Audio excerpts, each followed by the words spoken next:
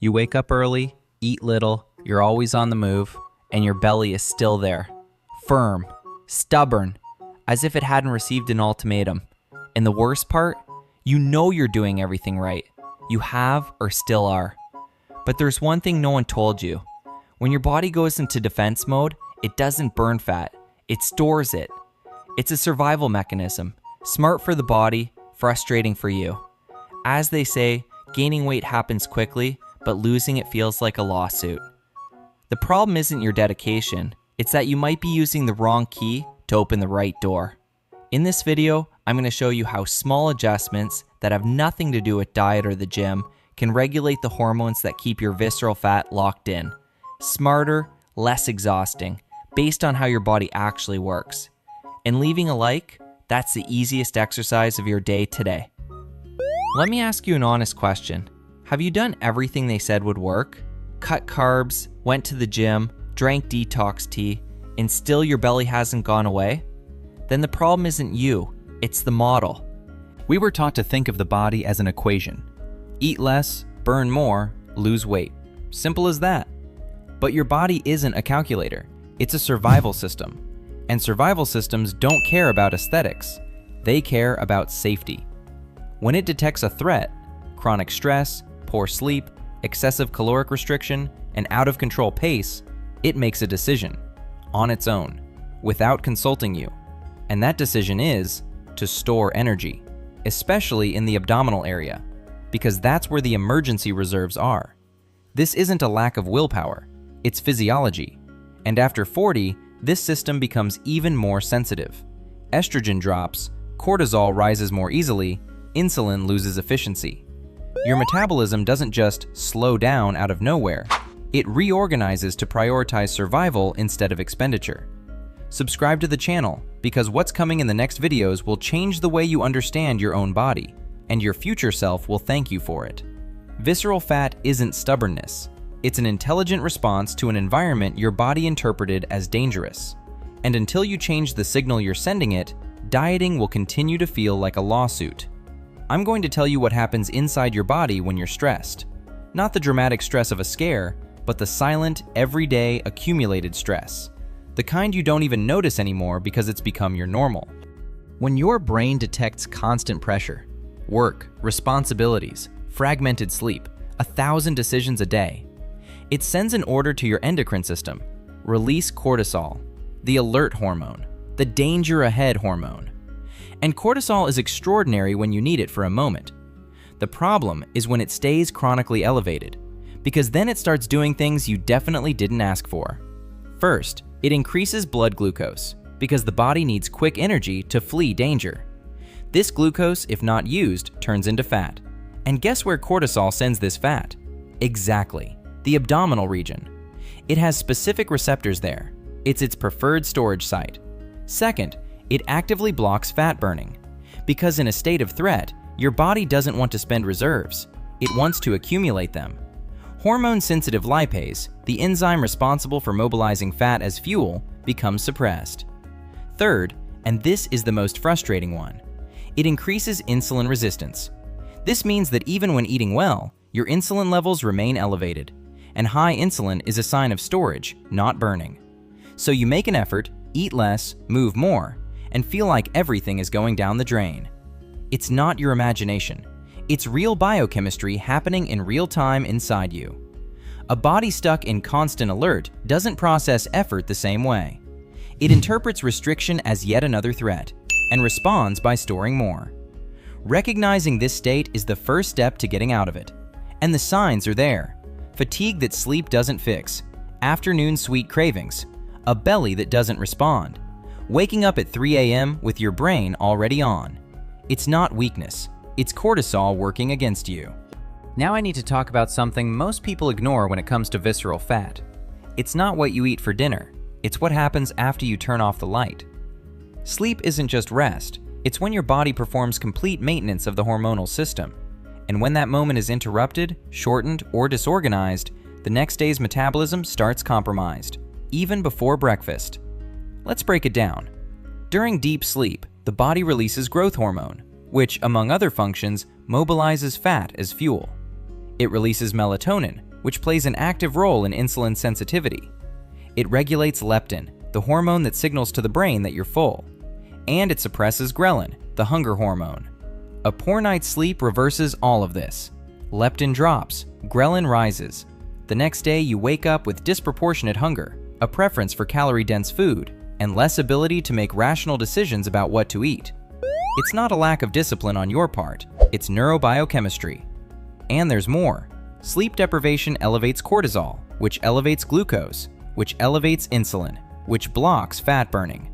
You've seen this cycle before. It's the same as chronic stress, and poor sleep feeds directly into it. The body enters what I like to call economy mode activated without warning.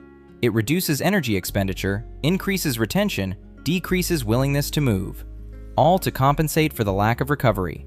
It's not sabotaging you on purpose, it's surviving with the resources it has. Comment truth here if you've ever felt wronged by your own body, doing everything right and still seeing no results. Because this invisible cycle is more common than it seems, and it's almost never identified as the cause. The good news? Sleep is one of the most powerful and underestimated levers of metabolic regulation, and small nighttime adjustments have a surprisingly rapid effect. Truly darkening your room, no TV LEDs, no phone screens in the last 30 minutes, already reduces the time it takes for your body to enter deep sleep. A lighter, earlier dinner reduces the nocturnal insulin spike and opens up the metabolic burning window. Sleeping and waking at consistent times, even on weekends, anchors your circadian rhythm and stabilizes the entire hormonal cascade. It's not about sleeping more hours, it's about sleeping with more quality. Because when sleep is restorative, the body wakes up with its biochemistry aligned. An rested body has access to the fat that an exhausted body protects at all costs. I know this goes against everything you've been taught, but I need to tell you, there's a point where trying harder starts working against you. And that point is more common than it seems, especially after 40, especially when your body is already overloaded. The logic seems obvious. If I'm not losing weight, I need to do more, cut more, train more, push harder. It's what fitness culture repeats all the time. But this logic completely ignores what's happening at the hormonal level. Let's get to the real mechanism.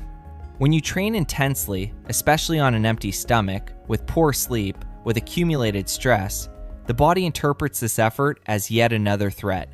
Cortisol spikes, adrenaline rises, the nervous system enters sympathetic, alert mode.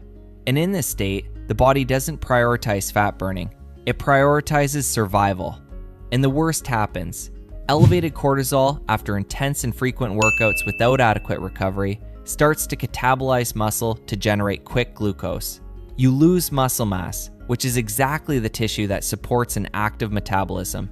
And with less muscle, basal caloric expenditure drops. Your metabolism becomes even slower, And the cycle closes against you. Restrictive dieting follows the same logic. Eating too little for too long sends an unequivocal signal to the hypothalamus. Scarce resources, real threat, economy mode activated. The body reduces T3 production, the active thyroid hormone that regulates cellular metabolism.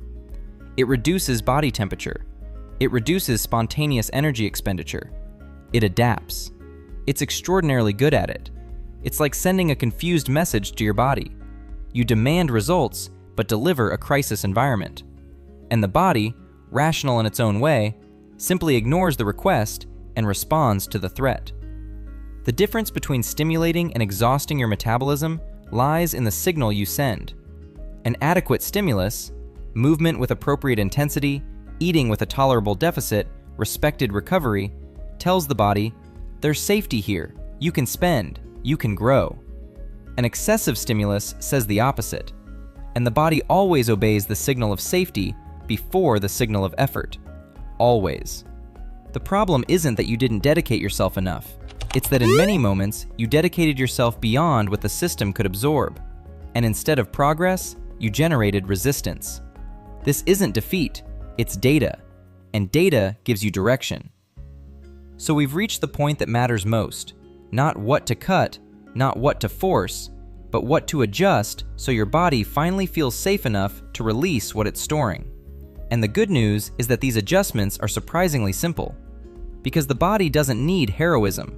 It needs consistency and the right signal. The first signal is light. Sun exposure in the first 30 minutes after waking anchors your circadian rhythm, suppresses excessive morning cortisol, and regulates the entire hormonal cascade of the day. It's free, it's powerful, almost no one does it. The second is meal timing. Eating within a consistent window, not necessarily restricted, but predictable, reduces insulin variability and trains your metabolism to work in efficient cycles. The body loves rhythm. When there's rhythm, there's safety. When there's safety, there's burning. The third is light, intentional movement. Not the exhaustive workout that elevates cortisol, but walking, mobility, conscious breathing. Activities that activate the parasympathetic nervous system, the recovery and expenditure mode, instead of the alert and retention mode. If you're one of my metabels, this is where things start to make sense, because it's not about doing more, it's about doing what communicates safety to the system that controls everything. You don't need to try harder, you need to stop working against a slowed down metabolism. And when you provide the right support, the difference shows. If you feel stuck even when trying, this might be the adjustment you are missing. Click the link below and see what I've prepared to help you. So let me tell you one thing before I finish. You haven't failed. You just didn't have the right map. Your body isn't your enemy. It's intelligent, adaptable, and it responds when you stop fighting against it and start working with it. Small adjustments, right signals. This really changes the game, truly. Now watch the next video, because giving up now isn't like you.